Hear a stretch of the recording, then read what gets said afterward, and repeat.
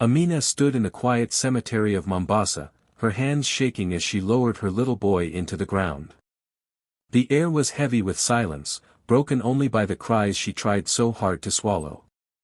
She thought nothing in life could ever hurt more than this moment.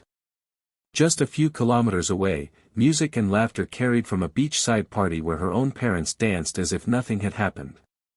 That day, Amina buried her child alone, and the loneliness cut through her like a knife. Weeks later, when the raw wound of loss was still open, she heard a knock at her door. For a moment, she hoped her parents had come to comfort her, maybe to finally hold her hand in her darkest hours. Instead, they handed her stiff papers covered with legal stamps and signatures. They weren't there for her pain, they were there for money. Her son's trust fund, $135,000, was what they called family money. They demanded it as if it belonged to them. Amina stood frozen, staring at their faces, searching for even a flicker of love or kindness. But all she saw was greed. Her mother's eyes were cold, her father's voice was sharp. They didn't ask about her sleepless nights or the nightmares that haunted her. They didn't bring flowers for their grandson's grave. They came with nothing but hunger for wealth. And in that moment, Amina realized her greatest heartbreak had only just begun. Amina had always believed that if the world turned against her, she could still run back to her mother's arms. But after her son's funeral, she learned a truth more painful than death itself. When her parents came to her house, she expected tears, maybe even the comfort of being held like a child again. Instead, her own mother looked her straight in the eyes and said with a mocking smile, "Children come and go, but money stays." The words cut sharper than any knife. Amina felt the ground shift beneath her. She wanted to scream, to ask how a mother could speak such cruelty after the loss of a grandson, but no sound came out. Her father sat in silence beside her mother, his face cold, his eyes fixed only on the papers in his hands. It was clear to Amina, they weren't mourning with her, they were plotting against her. That night, the house was too quiet. Amina sat on the floor of her living room with her knees pulled close to her chest, the trust papers lying untouched on the table. She picked up a dusty photo of her little boy, smiling in his favorite blue shirt, and her tears fell like rain. She whispered his name again and again, wishing he could hear her. The pain of losing him was already unbearable, but now her parents had poured salt into her deepest wound. They weren't just heartless, they were greedy enough to turn her child's death into profit. For hours, Amina sat in the dark, her chest heavy, her mind replaying her mother's words. She thought about the nights she had stayed awake as a teenager, listening to her mother's advice, trusting her wisdom, believing her love. Now she realized that love had conditions, and those conditions ended the moment money was involved. The betrayal broke something inside her. It wasn't just the loss of parents, it was the loss of faith in family itself. But as she wiped her tears, something strange stirred in her heart. It was not peace, not forgiveness, but a fire. A deep, burning fire that told her she could not let them win. She had lost her son, but she would not lose his memory to greed. She promised herself, and she whispered it to the photo in her hands, "They will not take what belongs to you. They will not erase your name." From that moment, Amina knew her pain had been transformed into strength. Her parents had betrayed her in the worst way, but their betrayal gave her a power she didn't know she carried. They thought she was weak, broken, and alone. But she was no longer just a grieving mother. She was a fighter, and this fight had only just begun. Would you like me to keep expanding the rest of the chapters in the same style and length so it flows like a full story? The morning sun was hot over Nairobi when Amina's parents marched into the central bank with their heads high, acting as if they owned the world. In their hands, they carried a thick folder of papers filled with fake stamps and signatures. Amina stayed a few steps behind, her heart beating fast but her face calm. She already knew what they were about to do, and this time, she was ready. Quietly, she pressed record on her phone and slipped it into her handbag, the camera catching every word. Her parents slammed the papers on the banker's desk, voices loud and full of authority. They told the banker that Amina was too emotional, too weak, and unfit to manage any money. They called her nothing more than a broken woman. Amina's chest tightened at their words, but she kept her silence. This was the moment she had been waiting for. The banker looked uncomfortable as her parents pushed the papers closer, insisting that the money belonged to them as the elders of the family. He frowned at the messy signatures and crooked stamps, but before he could speak, Amina stepped forward. She reached into her bag, pulled out a neat folder, and slowly slid it across the counter. The banker's eyes widened as he opened it. Inside were the original trust documents, real, official, and untouchable. Amina had kept them safe, guarded like treasure, and now they shone like a sword in her hands. The room went silent. Her parents' smiles began to fade.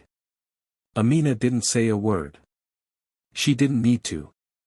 The banker compared the two sets of papers, his face growing sharper by the second. He looked at her parents, then back at Amina, then back at the papers. The truth was clear.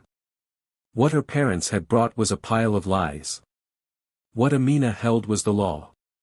Her parents tried to laugh it off, to talk louder, to claim it was all a mistake. But Amina simply raised her phone, showing the red light still blinking.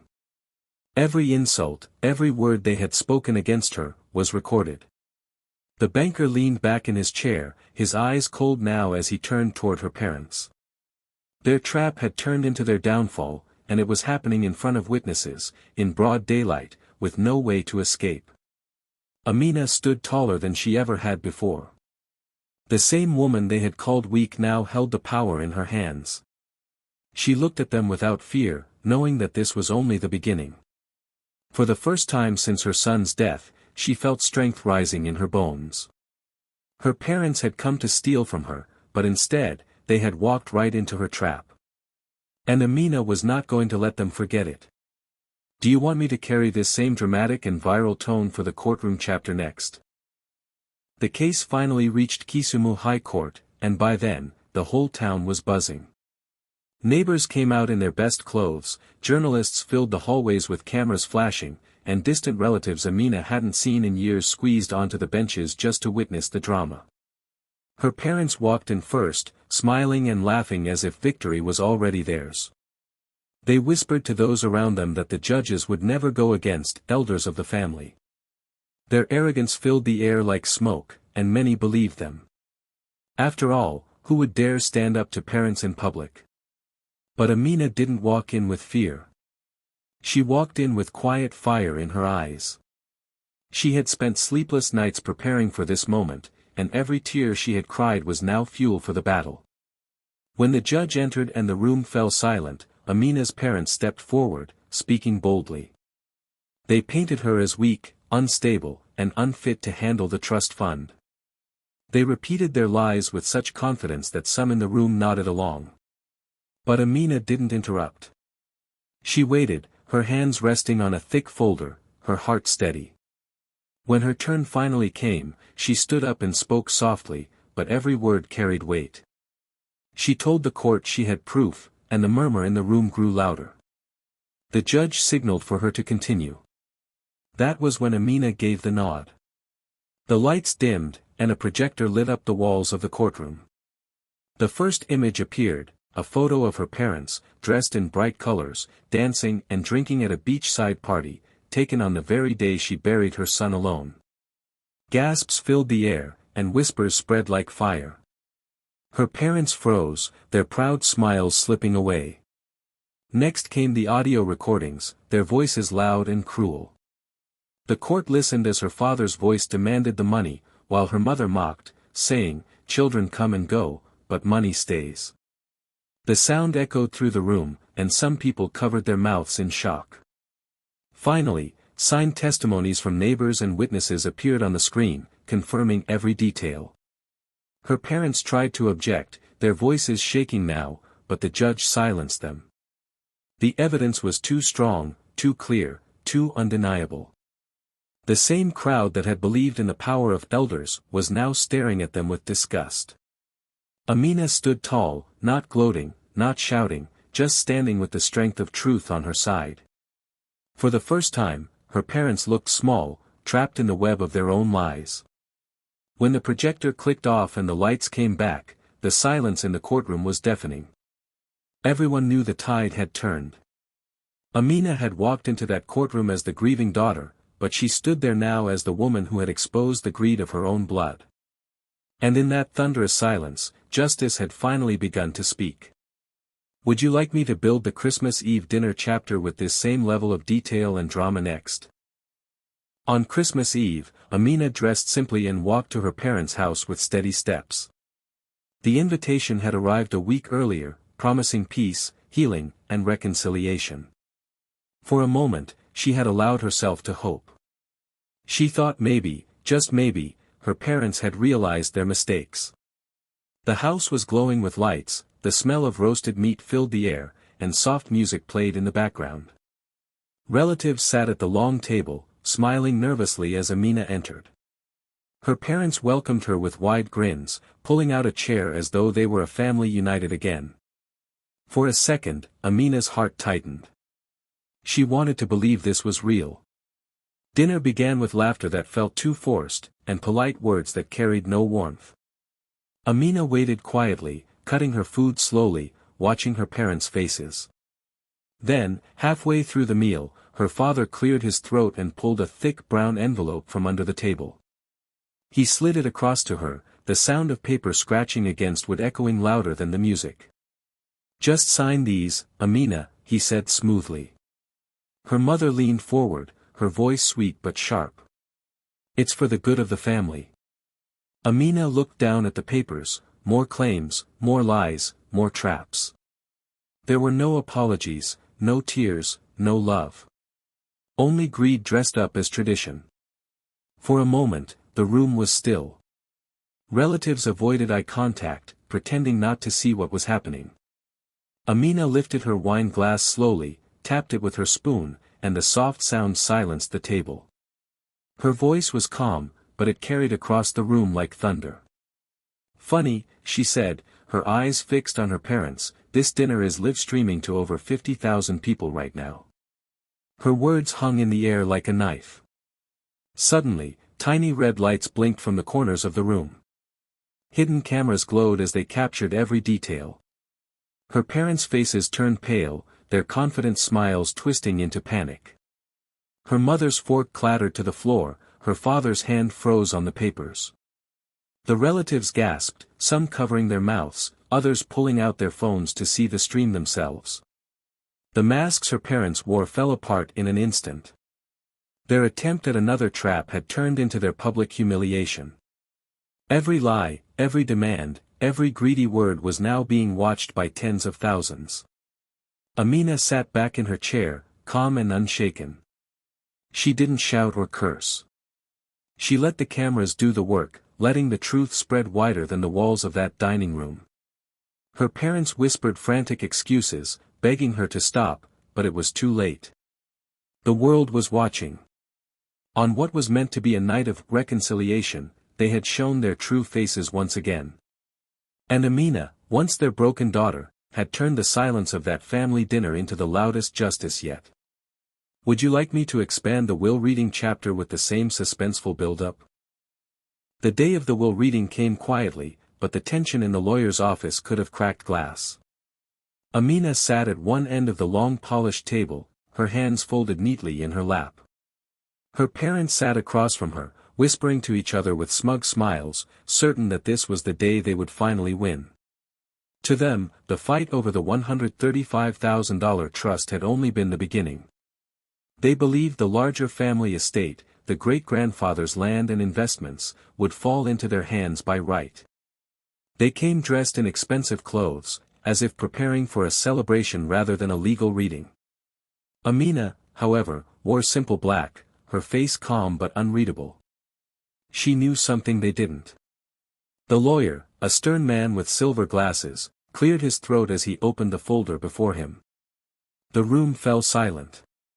He began with the formalities, listing names of beneficiaries, properties, and amounts. Her parents sat straighter, waiting for their moment. Then came the pause, the line in the will no one had expected. "It is here noted," the lawyer read slowly, "that a portion of the estate, including investments and land, shall pass directly to the late child of Amina." The words froze the room. Her parents blinked, confused.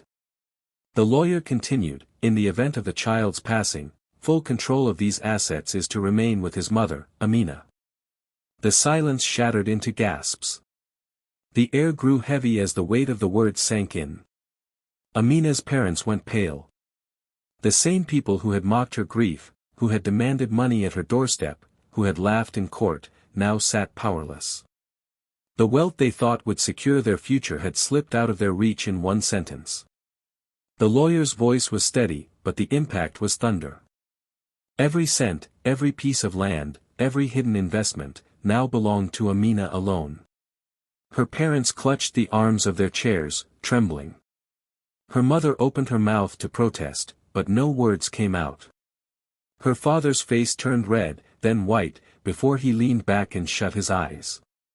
The relatives present looked from Amina to her parents, shocked at the twist none of them had seen coming. Amina, who they had once dismissed as weak, now held the keys to the family's generational wealth. And she did not gloat. She did not raise her voice. She only sat quietly, her fingers brushing the folder in front of her, steady and strong. She had fought not for greed but for justice, for her son's name, for his memory, for the truth. As her parents slumped in their chairs, faint from disbelief, Amina's eyes glistened, not with tears of sorrow, but with the calm of victory. In losing her son, she had lost everything. But in that room, she had gained the one thing her parents could never take away again: power. Do you want me to build the viral social media fallout chapter with the same detailed storytelling next? The storm began with a single clip. Someone uploaded the video of Amina's parents at the Christmas Eve dinner, their greedy hands pushing papers across the table while she calmly announced the live stream. Within hours, it spread across WhatsApp groups, Twitter feeds, and Facebook pages. By morning, it wasn't just a clip anymore, it was a wildfire. Across Kenya, people watched in shock as two parents betrayed their own grieving daughter. Comment sections filled with anger. Headlines called them the heartless couple, and memes painted them as villains. Overnight, they became the most hated pair in town. For Amina, the flood was overwhelming. Strangers who had never met her were suddenly on her side. Some sent her messages of encouragement, reminding her she was not alone. Others offered her work, telling her she didn't need to depend on anyone who tried to destroy her. Women shared her story with their daughters, saying, "Look at this mother. She stood up when no one stood with her." Amina felt the strength of people she had never seen, lifting her higher when her own bloodline had tried to push her down. Meanwhile, her parents could no longer walk in public without shame following them. At supermarkets, whispers rose the moment they stepped inside. Neighbors who once respected them now turned away, shaking their heads. Children pointed at them in the streets, repeating lines from the viral clips. The power they once carried as elders was gone, crushed under the weight of their own greed. The story refused to die down. More clips surfaced, audio of their threats, photos of them partying during the funeral, even screenshots of the fake claims they had waived at the bank. Each piece fueled the fire, each share made their disgrace larger. People who had once called Amina weak now admired her courage. They praised her calm strength in the face of betrayal, her patience when she could have screamed, and her wisdom in letting the truth speak louder than her pain. Amina read the comments late at night, tears in her eyes, but these were not the same tears she had cried at her son's grave. These were tears of healing, knowing she had been seen and believed. She realized that while her parents had tried to break her spirit, the world had chosen to lift her instead. Her parents hid indoors, curtains always drawn, their phones ringing with calls they never answered. They had lost more than wealth, they had lost their dignity, their standing, their respect. But Amina had gained something priceless, a new family made up of strangers, millions strong, who stood behind her. In the ashes of betrayal, she had found a louder love than blood. The storm of social media had destroyed her parents' image, but it had rebuilt her life in a way she never imagined. Would you like me to close the series with the graveyard scene in the same powerful and emotional style? The morning was quiet when Amina walked to her son's grave, carrying a small bundle of fresh white lilies.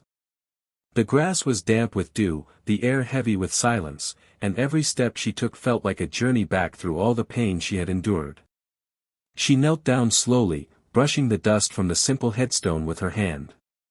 Her voice trembled as she whispered, "They wanted your money, but they gave me your justice." The flowers lay gently on the grave, a symbol of love that could never be stolen or faked. Behind her, the world had changed. The parents who once shouted and mocked her now lived in disgrace. The courts had ordered them to pay heavy fines for fraud, and the community they once ruled with fear now turned their backs on them. Once they had been loud, proud, and untouchable, but now they sat in silence, broken by their own greed. Amina rose to her feet, her eyes lingering on the grave one last time. The woman who once stood here shattered and alone was no longer the same. She had faced betrayal, humiliation, and cruelty, yet she had not only survived, she had turned it all into power. She walked away from the cemetery with her shoulders straight and her head high, carrying not just her grief but also her victory. Amina was no longer only a mother in mourning. She was a woman who had taken the deepest heartbreak of her life and turned it into her strongest weapon. Her son's memory would live on, not as a story of loss, but as the reason she rose, stronger than ever.